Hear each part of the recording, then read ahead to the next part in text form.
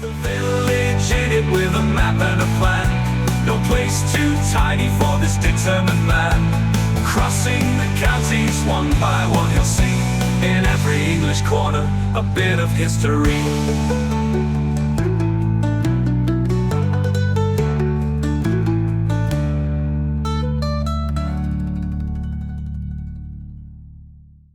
The South Kesteven series is sponsored by Gainsborough Cycles 01427 617 752. For all your cycling needs, this is your one-stop shop located at 20 Ropery Road, Gainsborough, or online at gainsboroughcycles.com. There's a link in the description.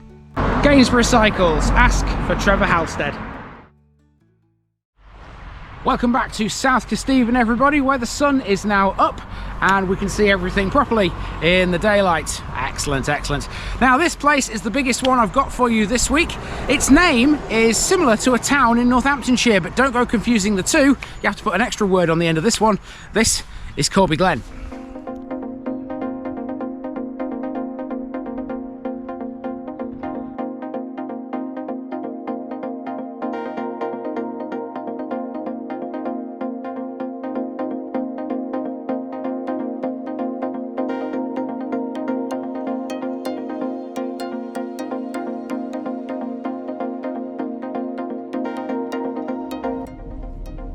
CORBY GLEN, Corey's farm in a valley. Up next in South Kesteven we have the wonderful little village of CORBY GLEN. This used to be called simply Corby, but its name was changed in order to avoid confusion with the town in Northamptonshire after that gained its steelworks. CORBY GLEN is 9 miles southeast of Grantham and 8 miles northwest of Bourne. It sports a population of just over 1,000, but that number is increasing. There are several features of this one which catch the eye. First of all, you can't miss the marketplace where there stands an ancient cross. Around the marketplace there are some popular establishments like the Fighting Cox pub and the former March Hare, which is now a Tearoom's. CORBY GLEN has for several centuries been associated with sheep. Its biggest social event of the year is still the annual sheep fair, where the animals are auctioned off. The 2013 edition was the 775th and attracted a very large crowd. The CORBY GLEN Sheep Fair is believed to be the longest running of its type in the UK. There are other good reasons to come to CORBY GLEN if you like your history. Not far from the marketplace is an ancient castle mound, and the church is well worth a look too. Then there's the old grammar school, which today acts as a library and a gallery. Speaking of schools, the secondary which can be found here today was once attended by a notorious serial killer, a woman who we have mentioned before. There's so much more to this one, loads in fact. With no time to waste, let's get going and see what CORBY GLEN is like. We begin today's walk at the Willoughby Memorial Library and Art Gallery. This occupies a 17th century building that was originally Reed's Grammar School. As a school, this was founded in 1669 at the bequest of Charles Reed. We already know him. He was born in Dawson in Nottinghamshire and became a wealthy shipper in Hull. As well as this school, he also founded Reed's School at Drax and the Grammar School in Tuxford, both of which we've been to. This school closed in 1909. After being restored, it was reopened in 1965 under the control of the Willoughby Memorial Trust. The trust was founded by Lord Ancaster in memory of his son, Timothy, Lord Willoughby de Eresby, who died in 1963. It's predominantly an art gallery and holds a series of exhibitions between Easter and November every year. Admission is free, and the building also contains a library.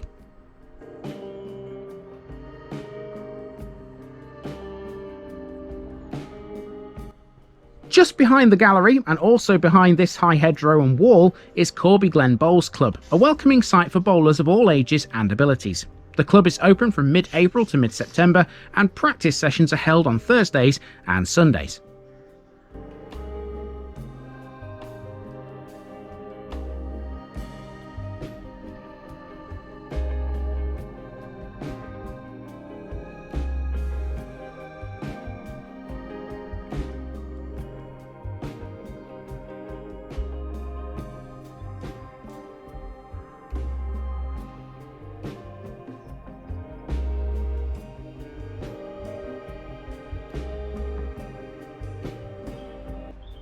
Here we have CORBY GLEN's fire station. Although this one is located in a small village, it's quite busy as these facilities go. I don't know if that's a good thing or a bad thing, to be honest. The station answers around 200 calls annually, covering an area that stretches westwards to the A1 and beyond. The station is part of Lincolnshire Fire and Rescue South Division, and it's numbered 10 out of the county-wide total of 38. Now, there's no denying that Corby Glen is a big village, and it keeps growing. Next to the fire station, there's a load of new houses. Now, I believe I can walk through this housing estate, but most of this isn't marked on the map yet. That's just how new it is. Hopefully, I can get through this to the Dawson Memorial Hall, which hopefully will be next.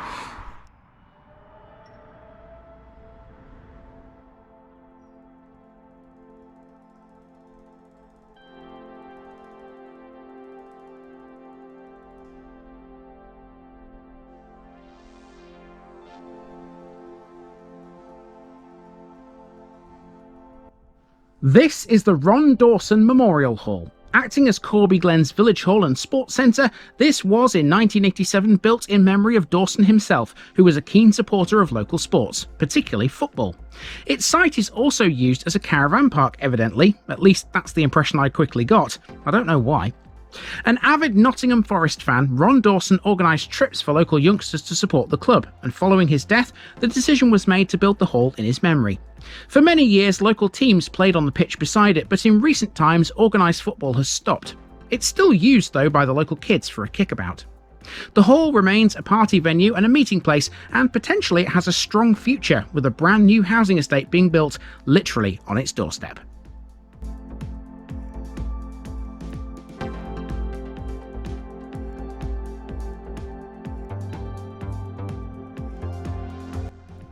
Now, Charles Reed's grammar school might not be teaching students anymore, but the man still lends his name to a modern secondary school, which covers a lot of ground to the village's southeast. This is Charles Reed Academy, which serves the villages between Stamford, Bourne and Grantham. It was built as a secondary modern in 1963, and in 1999 it was renamed to Charles Reed High School to perpetuate the tradition of the former grammar, now turned art gallery. The school converted to an academy in 2011.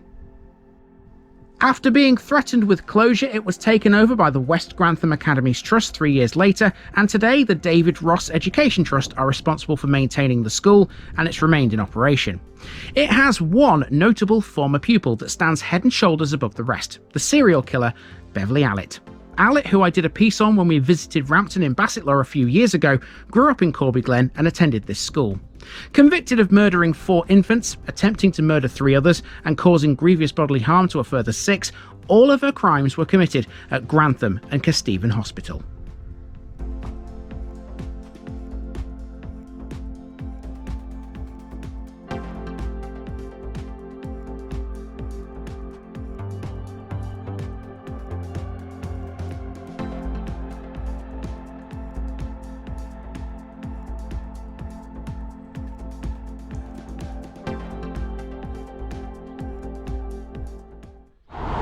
Okay, so far we've not seen a pub, but Corby Glen has 2 of those. I'm standing right outside the first one. This is the Woodhouse Arms, which is not far away from the old grammar school. In fact, I can see the old grammar school from here. I've kind of done a little loop around the sort of eastern side of Corby Glen. We're going to do the western side in a moment. And this is bang in the middle.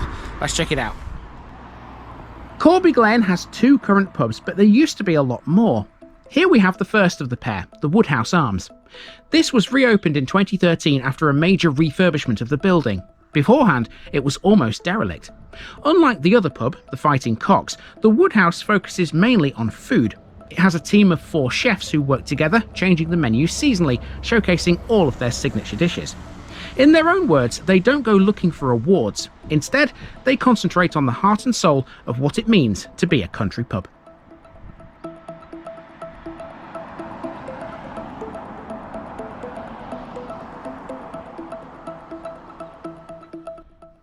Now we're coming into the market square, and this next building has had quite a storied past. This is a tea room and bakery at present, but it used to be a doctor's surgery. Since then it's been known as the Pantry and the March Hare. It's now named Hattie's, after its owner's daughter. Originally from South Witham, owner Sean Mason previously worked as a chef for the royal family in London, serving under both Queen Elizabeth II and King Charles III. He also ran a pub in his home village.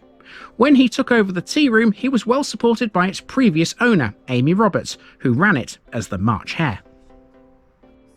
So this is the marketplace, Corby Glen's focal point. It's been this way for centuries. In 1238, King Henry III chartered a weekly market and an annual sheep fair for the village. The sheep fair is still held and has a claim to be the longest established event of its kind in Britain today. Where there's a market, there's usually a cross, and here we have that. This is believed to be in or near its original location. It was erected in the 14th century and it's a scheduled ancient monument. It has a stepped octagonal base and it's made of worn limestone slabs. The lowest step rests on blue brick, some 112 centimetres above the ground. The cross continues to serve as a public monument, but the weekly market had ended by the early 20th century. Corby Glen actually has a second cross. It's a replica of St Martin's Cross of Iona, erected as a memorial to the men of the parish who died in World War I. Corby Glen used to hold 3 annual farm animal fairs, one on August the 26th, one on the Monday before October the 11th, and one on the Wednesday before Easter. The October fair was the largest in the county, with more than 12,000 sheep in pens. The annual sheep fair is still held every year in early October. It includes livestock auctions, live music, games and competitions, craft and artisan stalls, and a beer festival. In 2013, it celebrated its 775th anniversary, and it attracted a massive crowd. Overlooking the square, we have the second pub. The Fighting Cox is an 18th century inn named after its association with cockfighting. Although brutal and cruel, back in the day it was seen as a form of entertainment, and many inns maintain cockpits to attract visitors. There is a suggestion that an inn of some kind has stood on this spot for as long as 1,000 years, although it certainly wouldn't have been this. Today there's no cockfighting, instead it's an attractive traditional pub with plenty of character. It's been refurbished to a very high standard, with a bar, restaurant and snug, and at the back of the pub there's a beautiful patio too. A monthly quiz is hosted here on the last Sunday of the month, and food is served on Wednesdays to Sundays, with a special fish and chip night on Fridays.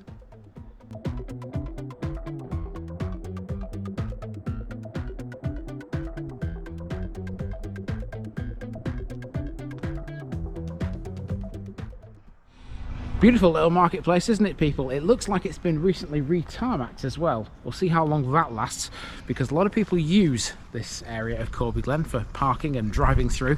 I don't want to criticise the council too much, but I know what their work is like normally. Right, let's carry on. Let's go down here towards this little shop just here. Now, I've no idea what this is, but it seems to be selling food of some description.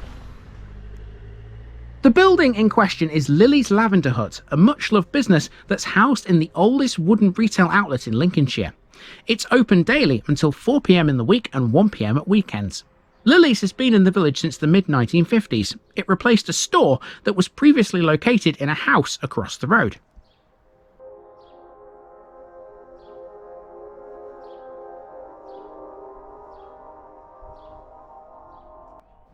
So far we've had no religious buildings, but that's about to change.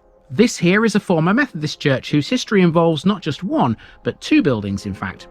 The first chapel was built in 1845 and then sold in 1903 after the second one opened. It's now a private residence across the road. The foundation stone for this building was laid in 1902 and a Sunday school was added in 1936. This closed itself in 2016, but it remains a listed building, and so too does the Catholic Church, which we'll come to in a bit.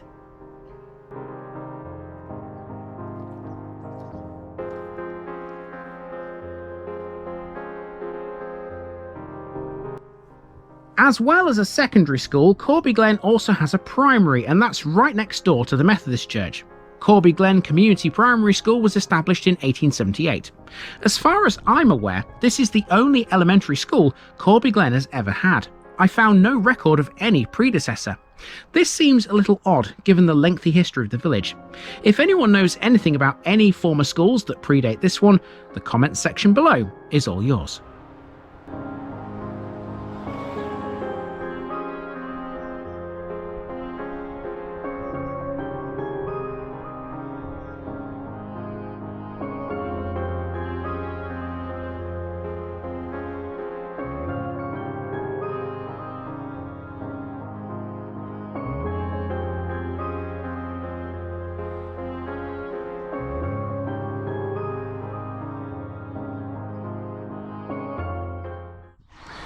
Okay, we've now reached the top of a hill. I've been climbing up Tanner's Lane there.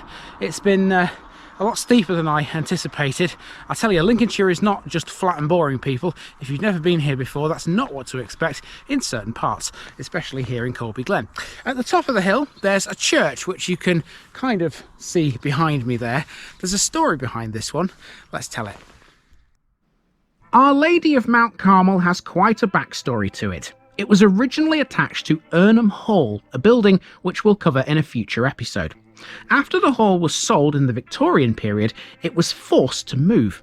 You see, the hall's owners were Protestant, and as such they didn't want a Catholic chapel attached to their property. So it was disassembled and rebuilt piece by piece on a new site here in Corby Glen. It became the Roman Catholic Church of Our Lady of Mount Carmel, and it was designed by the architects Wakeman, Hadfield and Goldie. 1,000 wagon loads of material were carried between the two sites. The new church opened in 1856 and closed in 2012. Both the church and the attached presbytery are Grade 2 listed buildings.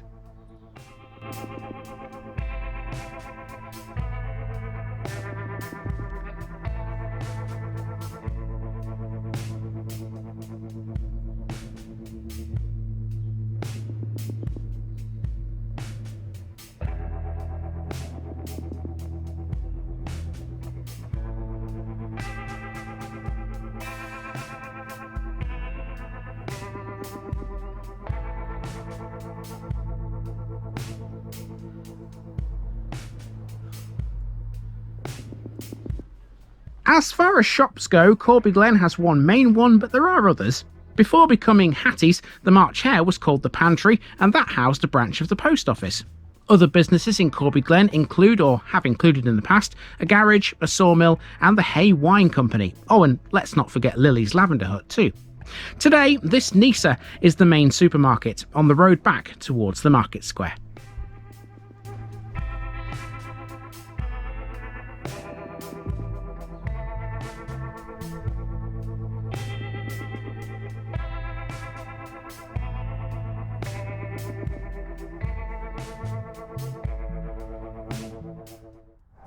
Okay, as far as the walk goes, we've got two major landmarks left. One of them is the church, which is the last one, but the one I'm going to take you to next requires walking down this footpath here. You see, Corby Glen has the remains of a castle. Let's go and check that out. Veering away from the centre of civilization, we're now heading towards a very ancient site via a footpath which sits just to the north of the marketplace. This is a castle mound or motte, which the historian David Roth once reckoned was an early defended manor house. He might well be right. This large moated site seems to have been positioned defensively, although no trace of an associated bailey has ever been found. The earthwork is sub-rectangular and encloses a raised centre comprising some 1,000 square metres. It has a low inner bank along the north, east and southern sides, possibly marking the line of a wall. There's also a shallow outer bank. The western half of the moat is 11 metres wide from rim to rim and 3 metres deep, and although from its position it appears to be part of the complex, it has been disturbed at some point. Surrounding ground levels are very irregular, which is probably as a result of small-scale quarrying. After all, limestone can be found near the surface in these parts. When a bungalow was built close to the site in 1973, its presence was confirmed by a quantity of stone, even though none of it was of any use structurally. Next, we have the Church Street rooms. These were gifted for the use and benefit of the people of Corby in 1910 by the vicar of the time. They cost some £350, which in those days was a lot of money. This gave me the opportunity to mark Corby Glen off the South Kesteven list because there's a parish notice board right outside it.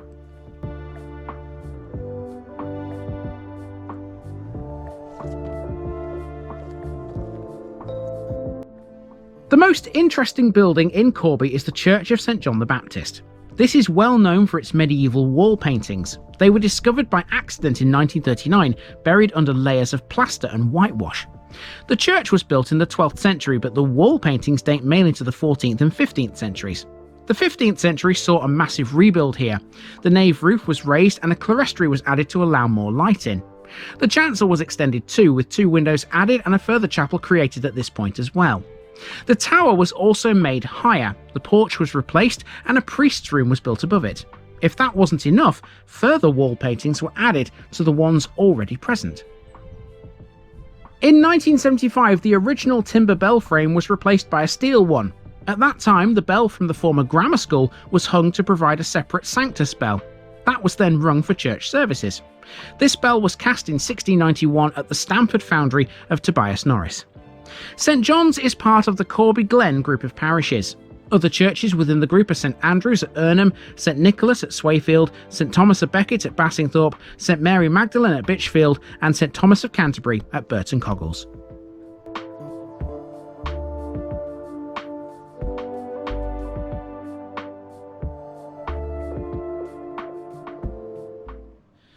Okay, now that we're in the church, we have effectively finished the walk around Corby Glen. Beautiful stained glass window there behind me. Loving that. I'm sure you are too, all you church lovers.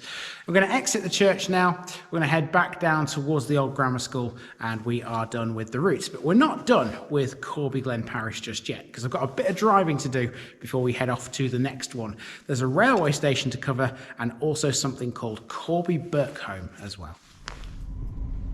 West of the village is the former Corby Glen railway station. This was on the Great Northern Railway's main line, which today we know as the Channel favourite, the East Coast Main Line.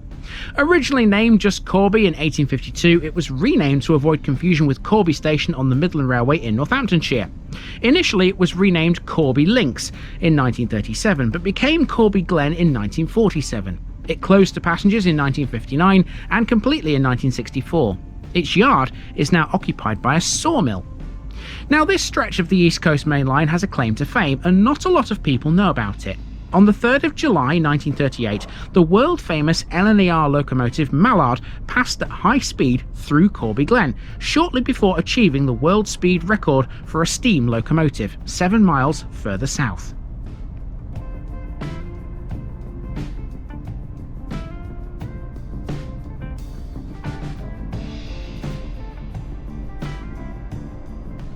Finally, we have a drive through a tiny hamlet to the west of the station. This is Corby Burkom, and there can be no denying its biggest asset, Burkom Manor, which sits on a 453-hectare farm. Burkom Manor is a fine country house, the grounds of which were laid out in the 1920s by the grandmother of local politician John Headley Lewis. He also served as chairman of Kesteven County Council and Lincolnshire County Council. Lewis would add 21 hectares of woodland himself. By 2023, 3 more hectares were added as part of the England Woodland Creation Offer. The house is off limits to us, but I've thrown in a picture here to give you an idea.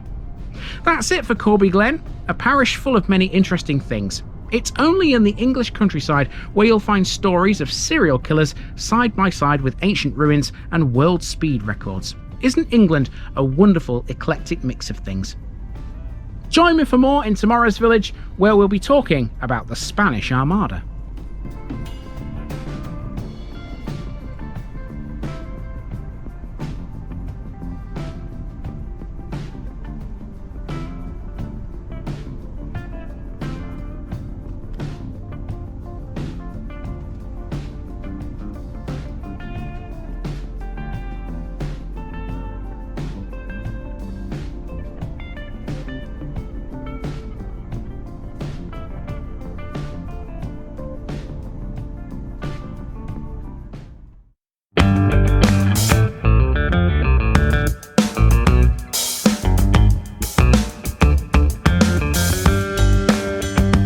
Now, just before I go, remember, this video is part of a huge project to visit every civil parish in England.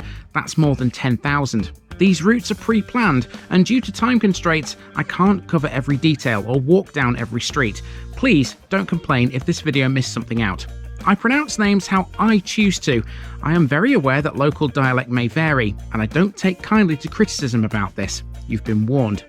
It's impossible to know everything too. If this video was terrible, make your own. If you're a regular watcher of The Village Idiot, you're not the only one. If you've got a small business, why not use my videos to advertise it? Leave a comment below if you're interested.